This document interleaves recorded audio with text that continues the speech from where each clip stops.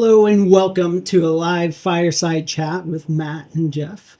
We're about halfway through, a little bit more than halfway through 2026. I feel like it's been as much change as ever, maybe more than we're used to seeing in a 6-month time period. So we thought it'd be a nice time to step back, talk about what we're noticing and what themes we're seeing both in the past, but also maybe what the next 6 months or longer can look like. I'm Jeff Allen. I'm the CEO of OuterBox. With me is Matt Prater. He's our EVP of Innovation. Lucky for you all, he's going to do almost all the talking. He has promised me that he's going to say a lot of smart stuff. I'm going to do most of the question answering and pepper in some stuff as we go. I'll try my best. Love it. Well, let's start. 2026, halfway through. What do you think is the biggest change so far? I think AI is obviously front and center in all marketing discussions around tech, especially around search. So AI overviews, AI mode, they've completely taken over and changed the way that people are interacting with the search engines. So the blue links are pushed down and you get a nice conversational overview above all the search, and it's really changed behavior a lot. Yeah. Personal opinions? You think it's great? You think it's less user-friendly?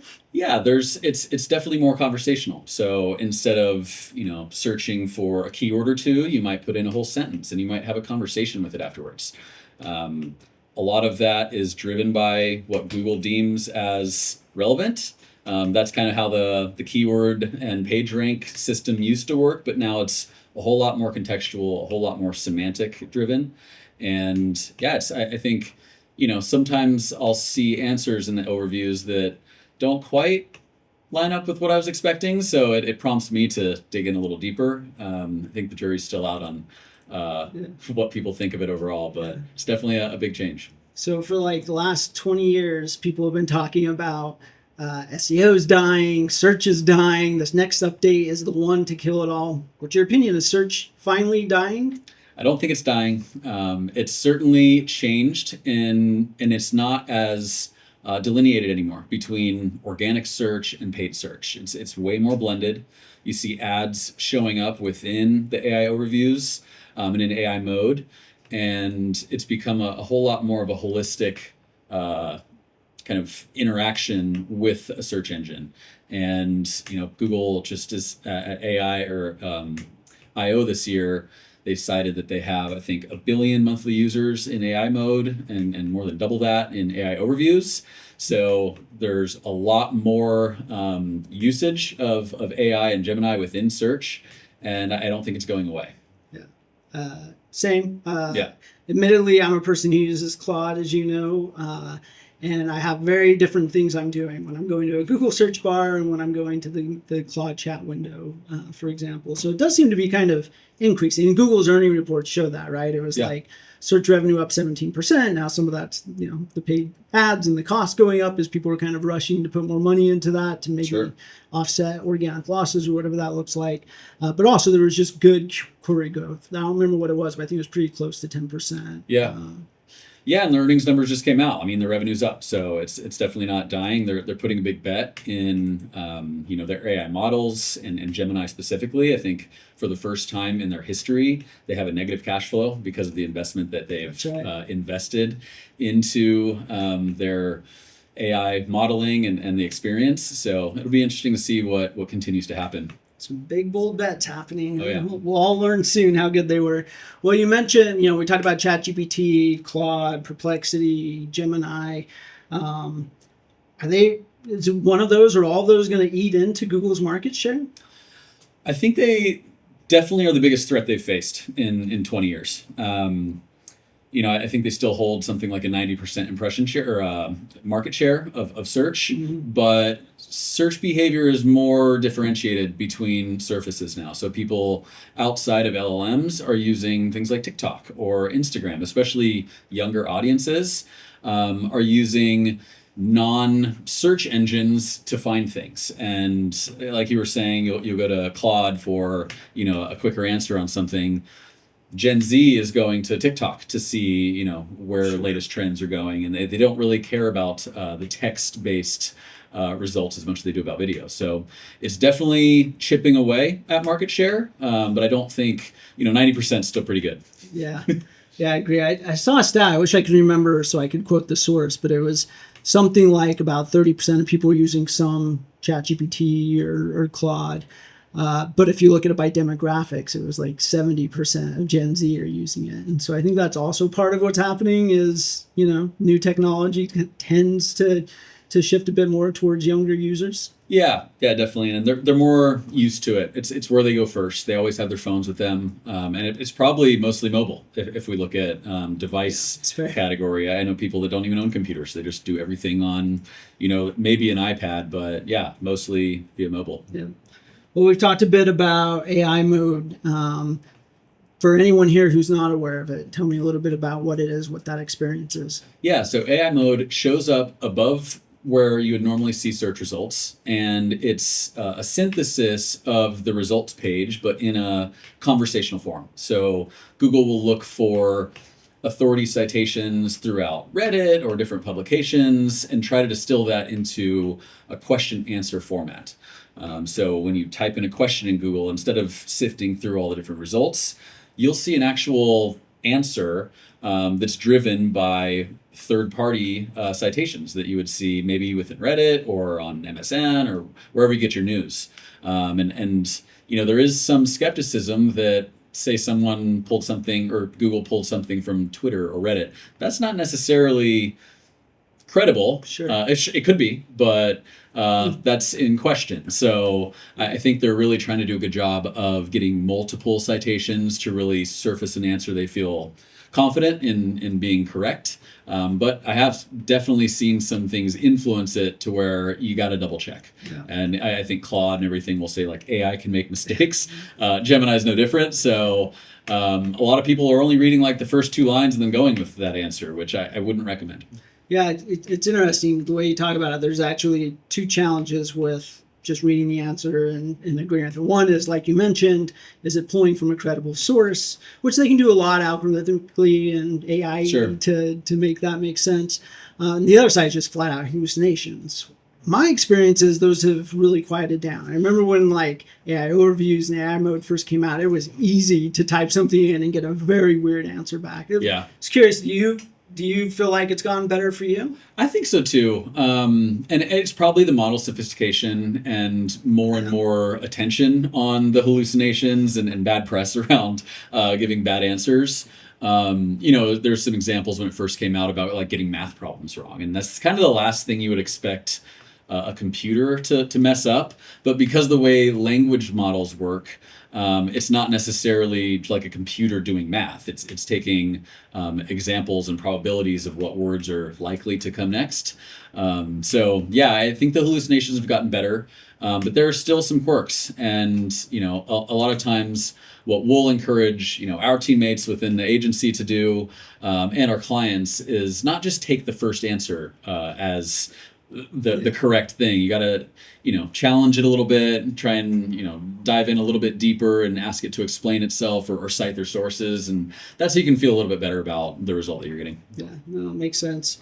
Well, let's unpack a little bit how search experience has maybe changed or how people are searching differently. If I go back to the early days and still been true of search, it was all about harvesting demand. There's people out there who are looking for what you do, what you offer, what you sell, whatever that is.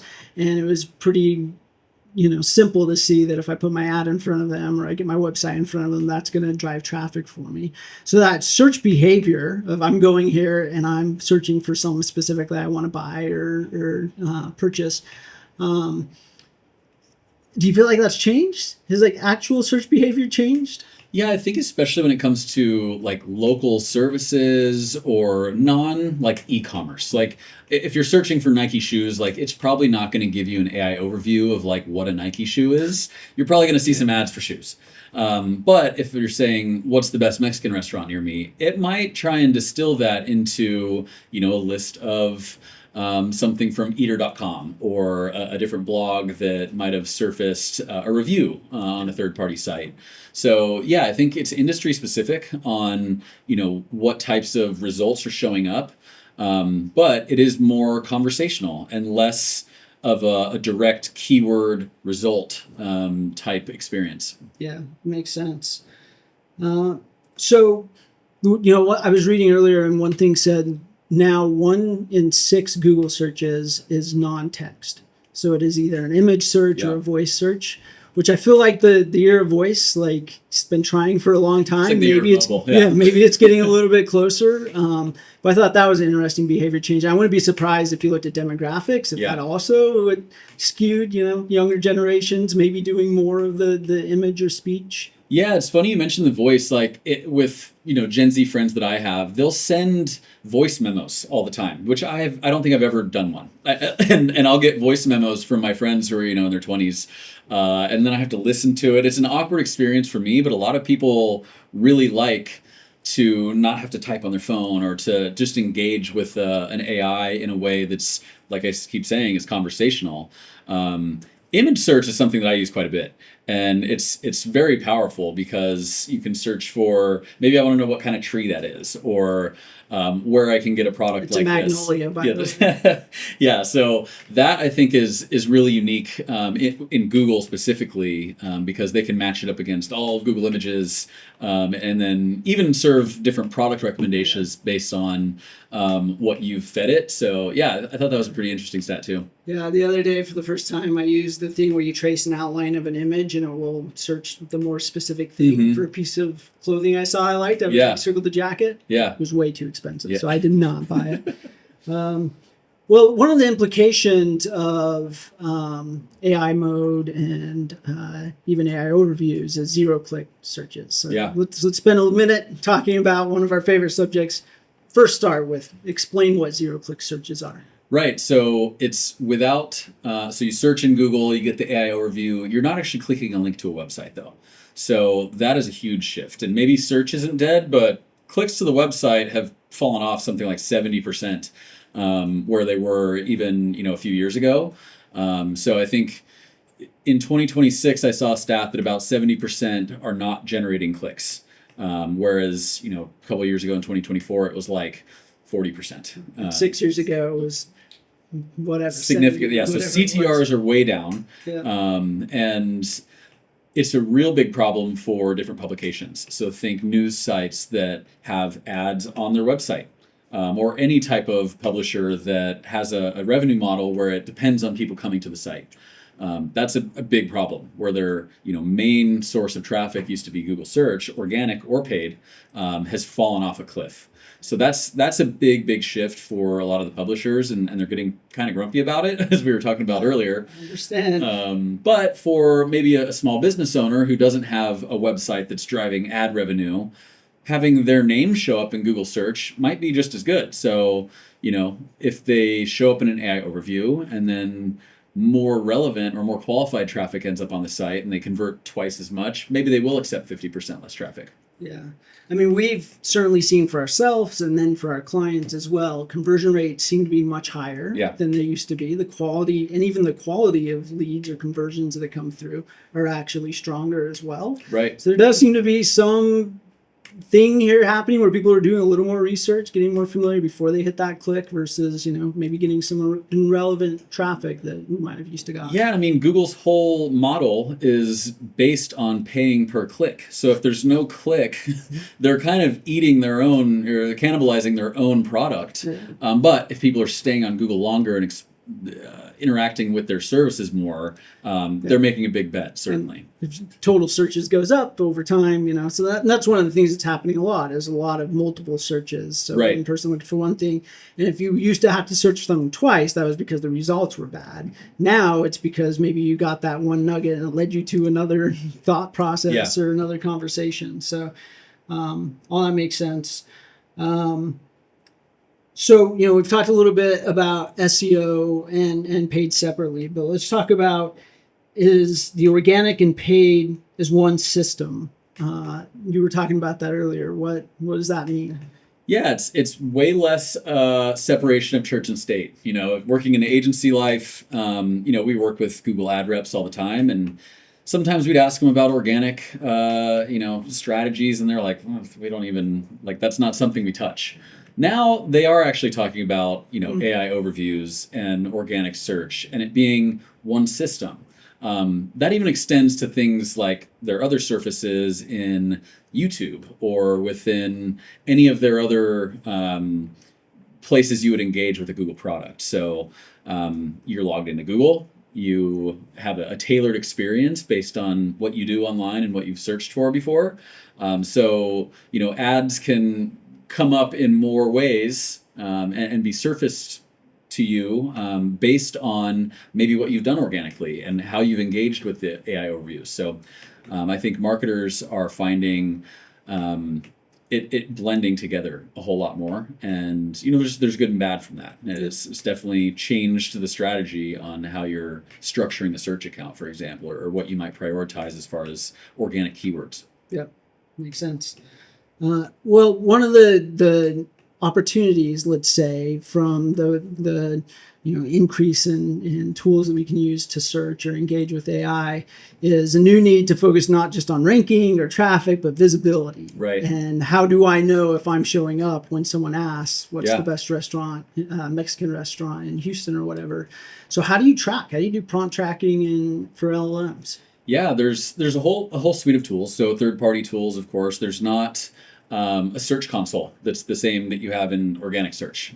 So Google might have this in the works, but right now we're relying on third-party tools, AccuRanker, SEMrush, or PromptWatch. I'm sure people have built their own versions of these, but you can see citations and how many citations you're receiving for different keywords or different topics. And you can see how many times you're showing up in AI overviews in any of the different LLMs and where that traffic's coming from. So there are tools. We offer several of these services within OuterBox. But yeah, it'll be something that becomes almost table stakes for any type of keyword reporting in the future. It's kind of how we've treated it, right? Absolutely. Every report going out the door, or at least almost every report, has some element of tracking. So ranking's not enough anymore. Visibility is the bigger play. What really is going to move the needle for people who are maybe experiencing my rankings have gone up, but my traffic's gone down? Right. What do I do?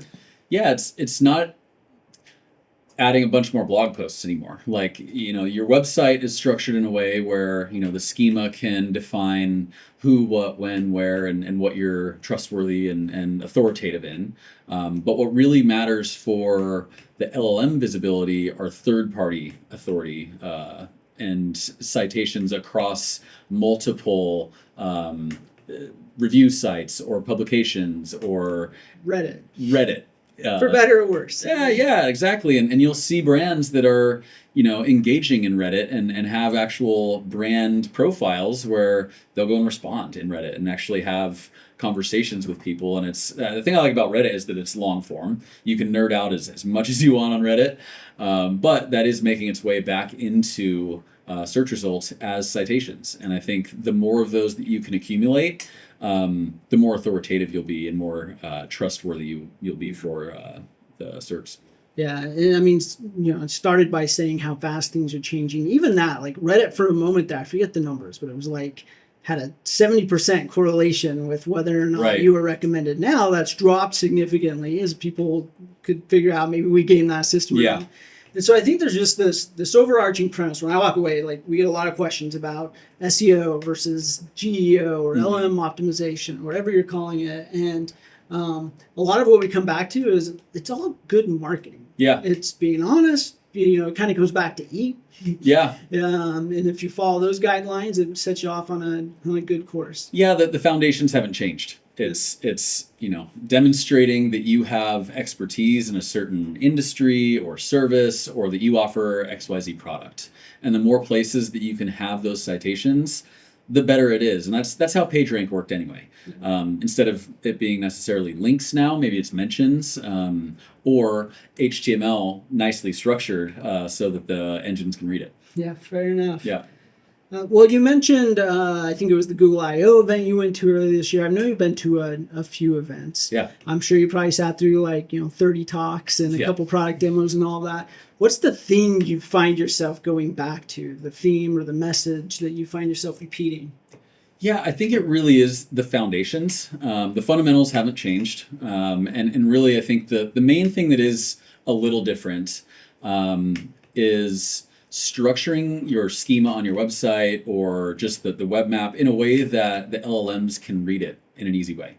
So that's, HTML that is loaded on your own server so that it's quick. It's very clear on where things live and how you present your services. It's different than having like JavaScript load on the site because they can't read that type of tech. It's not text. So having really core foundations and tightly structured schema, I think is something that good data in is good data out. That goes for LLMs. That goes for measurement. It goes for optimization. So when algorithms are doing everything, it needs good data. So you can really scale good inputs, or you can kind of scale a bunch of trash if you take shortcuts, and you can't like black hat your way into good LLM visibility. Definitely not stay there if Right. for some reason you figure out how to do it. Well, you talked about data and the importance. For a long time, there was a focus on structured data. Right. Do you feel like that's still just as relevant as ever? I think so, and maybe it's a different type of structure. I kind of mentioned, the HTML version. There's Markdown structure, which is, like very LLM focused.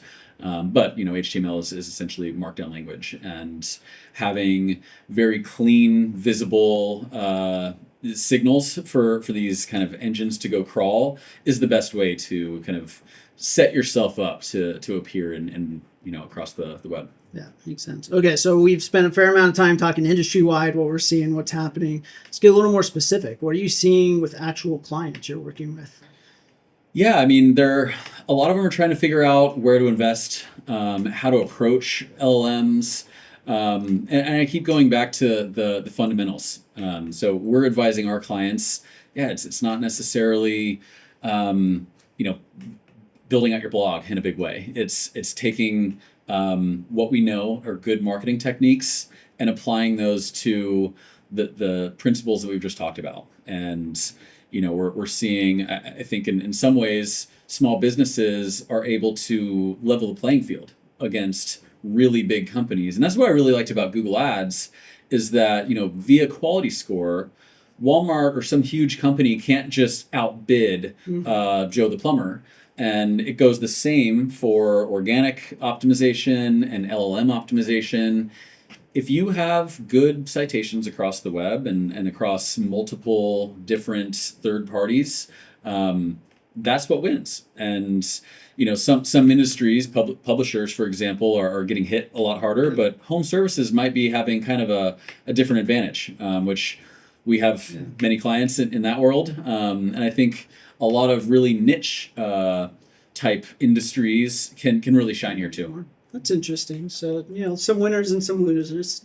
You talk about publishing and kind of content heavy sites. It sounds like you're pretty bearish on the impact of all of this on them. As in, this is going to be pretty tough. And I don't know, do you see them recovering from it, or what do you think? How this is your chance to make a bet. In 6 months, how do you think this plays out? Yeah, I mean, if I was sitting in a newsroom, I'd feel like it was the apocalypse. I mean, there's been an erosion of, news organizations. You look at, Washington Post or New York Times, they're adding things like paywalls to the site to change the revenue model. And ever since like newspapers turned digital, they've had to find ways to monetize and still be able to pay their folks for good journalism. And whether that's ad driven by people coming to the site or subscription driven from people paying monthly for good news, that's now changing again.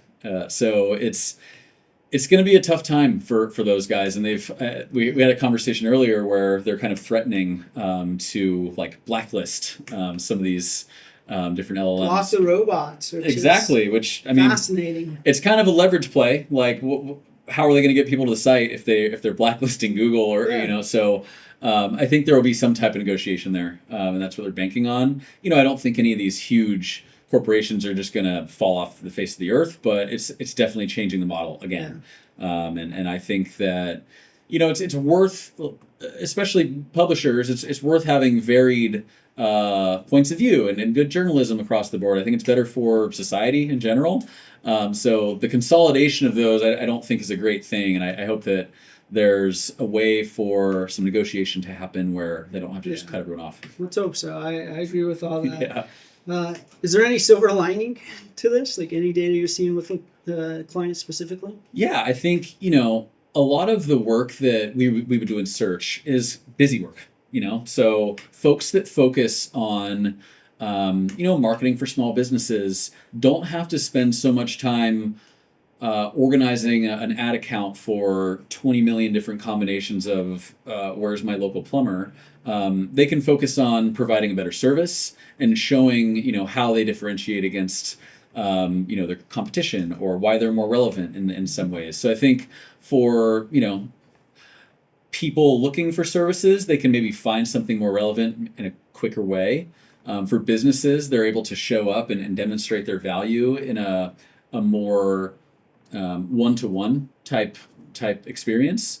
And I think that the businesses that really focus on demonstrating that and being responsive to these changes are going to be the ones that rise to the top. And I think that that's a good experience. Like, I'm not going to pretend that it was, riveting going through like 50,000 keywords and trying to optimize bids.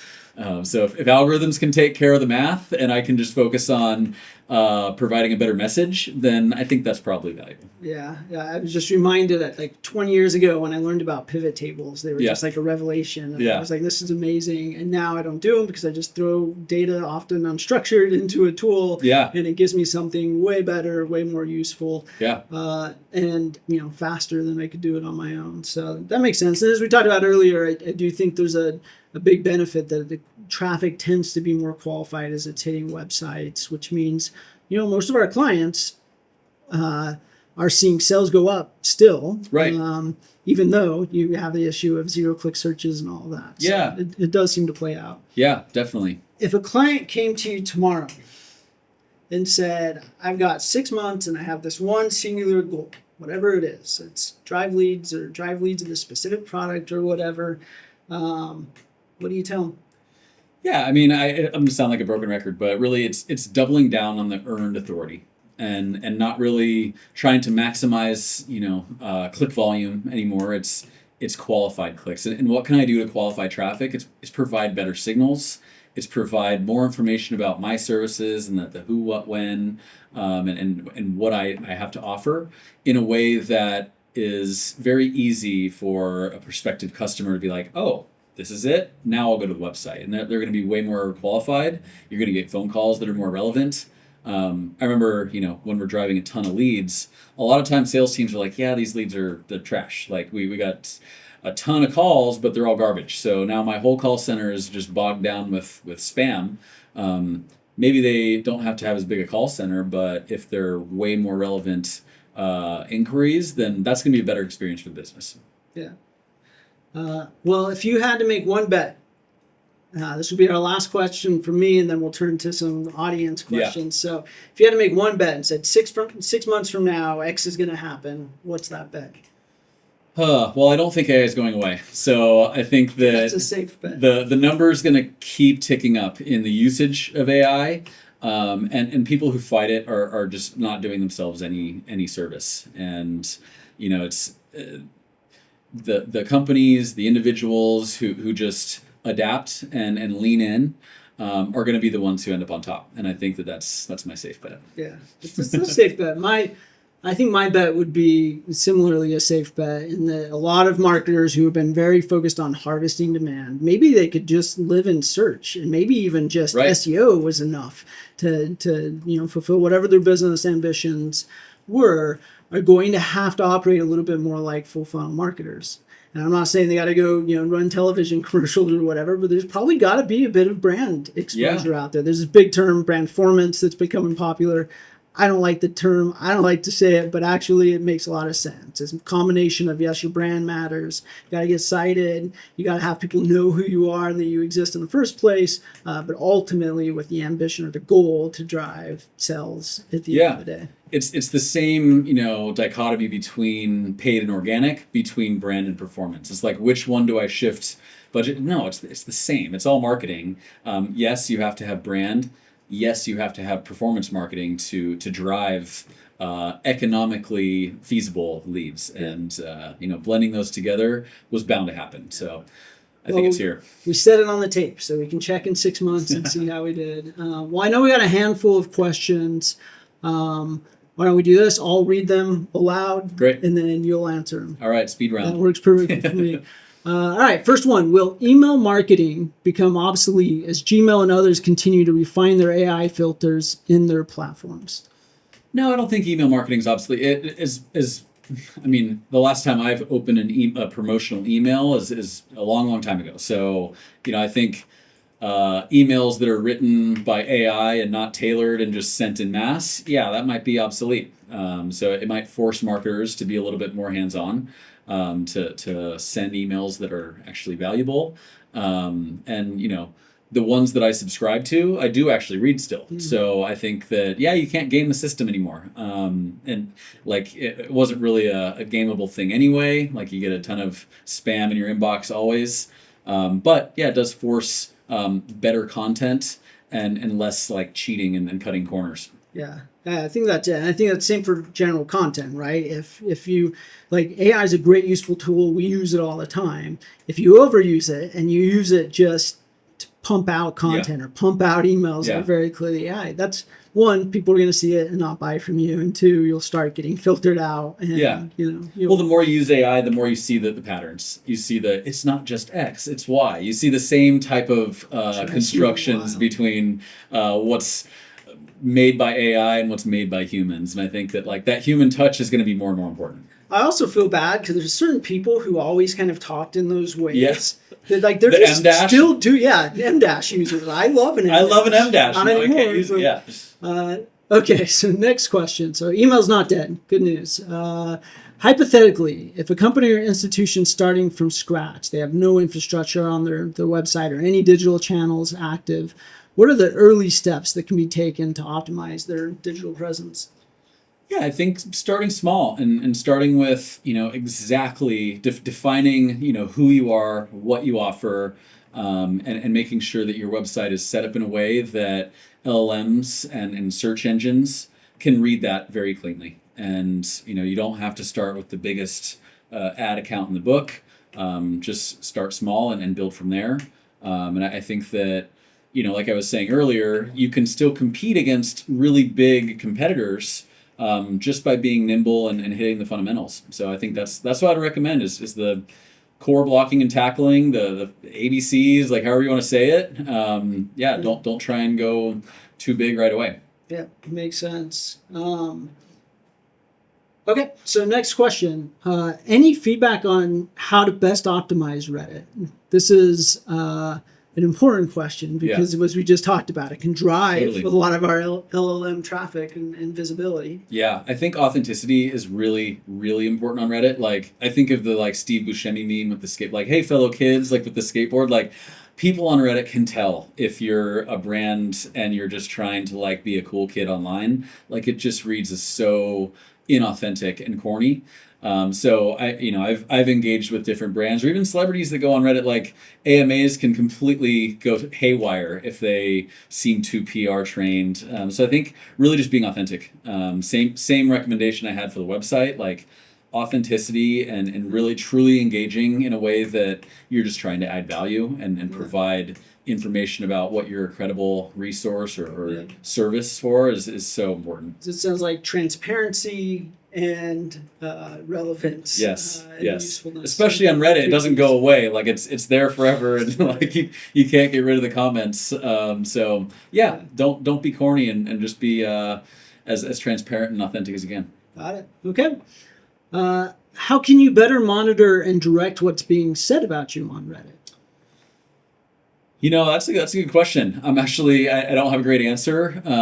I think there's probably, different measurement tools and analytics that you can pull down for Reddit. I know, different search results, you can see that as well. But I'm sure there are some social listening tools that can pull that down. I remember back in the day with Facebook or Twitter, you could see hashtag mentions and all these different things. So I'm sure there's equivalents for Reddit. I just don't have the name of the service. It's an interesting thing because like organic social, which I would put Reddit management under, has not been something I honestly have a lot of experience in. Yeah. If you rewound like 2 or 3 years, I didn't really care about, to be honest. And now I think a lot of us are having to lean in and be like, okay, what does this actually mean? Figure out the monitoring tools. But I think at the end of the day, the reality is the point of it is anyone can say anything. So you can't really stop it. Yeah. And you don't, I think, want to get in a debate because it won't seem authentic. Oh yeah, and that's dangerous because people on Reddit will flame you if you start lying. And I think it's become more and more prevalent too as they've released their ad product, and they have a team that manages this, and I'm sure that they have analytics within Reddit that you can see your different ad traffic and sentiment behind the comments. Yeah. Then you mentioned ads. Do you recommend it? Have you seen people have good success with running ads on Reddit? Yeah, definitely. I really think the long form ads on Reddit are really compelling because you can be very authentic and describe exactly in detail what you want to be offering, and people on Reddit are ready to nerd out and debate and have an open conversation about it. And I think I love Reddit. That's like the true value of that platform. So yeah, I've engaged with ads, and I think the ones that do a really good job provide exactly how I described them. Yeah, it's been a great evolution. I agree. I've seen really good results come from ads, but that wasn't the case. Like when they first started rolling them out, of course, everyone hated them and bashed them. They were very irrelevant. Yeah. It would be just totally different from whatever you were viewing. But, some awkward placements too on the images like between still happens sometimes. Yeah. No, it's gone a lot better, and I think just new ad formats, ChatGPT ads. I know got off to kind of a rough start. It was reserved buys. It was a big dollar amount you had to go in, and then no one could spend anywhere near that budget. Super low volume. They've done great adjustments to the platform, made it more self-serve and easier to access. We've had really good results with it as well. I do respect ChatGPT's approach and not just blasting ads across. They want it to be really measured, or else they're going to kill their user base. And I think Reddit kind of overcorrected maybe to start, like they were a little too ad driven with the experience, and the users revolted, and they pulled back a little bit, rethought it. So I think that's the kind of timid approach for ChatGPT, and they don't need to monetize immediately, though there is pressure. Yeah, there's some pressure. I loved the Anthropic ads. I think it was the Super Bowl or whatever that just went straight at it. Yeah. It's a fun fight to watch. Yeah. All right, next question. From a manufacturer who services industrial applications, what are some examples of citation locations? Typical consumer area, social media, Reddit, news don't seem to apply to us. Yeah, I think usually, there's industry publications, or maybe there's newsletters that you would subscribe to as being a professional or a provider of a certain steel, or I'd say like industry type publications or conferences or trade shows are really great examples. News sites aren't necessarily the best for every type of service. Reddit is a great one. It doesn't just have to be a physical place. It can still be online, of course. So Twitter, Reddit, any of these types of discussion-based online forums really work well. Yeah, you can do some digital PR with the hope that it gets picked up by other like news a newswire. organizations. Yeah, exactly. Do newswire, but I mean, if you can think about industrial manufacturer might be able to talk to tariffs, for example, and be quoted as an expert in a Wall Street Journal article about what's happening. And they're not going to find you if you're not putting it out there. You don't have a point of view. You're not actually circulating, even within smaller circles. That's a great point. And I think especially because, these LLMs can look at context. So if there's a industry or a news article about tariffs and the impact to a certain industry, by your name being there, it associates you with that product, that service, that industry, and then that acts as a citation. Yeah. So it's kind of this and this is the challenge and the opportunity. It's actually just the more your name's out there Yeah. in the way you want it to be, listed next to your Yeah. expertise and where you have some authority, that will increase the likelihood that you'll get visibility. Absolutely. Outwards. Yep. We see that. Okay, great. Next question. How is content writing different for LLMs versus traditional search engines? I'm not sure I understand the question completely, but I'd say that content writing, maybe content produced by LLMs, I think is really easy to tell that AI tells. If we're talking about what you should put on your blog versus how you should try to show up in third-party citations or different earned authority, I think it's really the framing of not being like on your own page. You might talk about very specific applications, but if you're maybe speaking to a news organization or you want to show up as a review somewhere, you're not going to have the same type of first person structure. Like it'll be more third party based, and maybe it's like a review or a testimonial. And I think that's maybe what the question's getting at. Yeah, I think that's part of it. I think, I read it as in part, I think about it from a web development perspective. We get it, we launch a dozen plus websites a month on behalf of clients, and you get more and more these days conversations about should we be designing it different or engineering it differently for the bots and for LLMs to be able to read it. And similar for content, should we be writing something different? My view has been, not really. You should still be following schema, and you should have FAQs, and you should be specific, and you should show your expertise. It should be unique and original take on these things. And if you do all those things, you'll rank well in SEO, and you'll also likely rank in LLMs. But I think the FAQ call out is really relevant now because of the question answer type format that you see in AI overviews and within LLMs.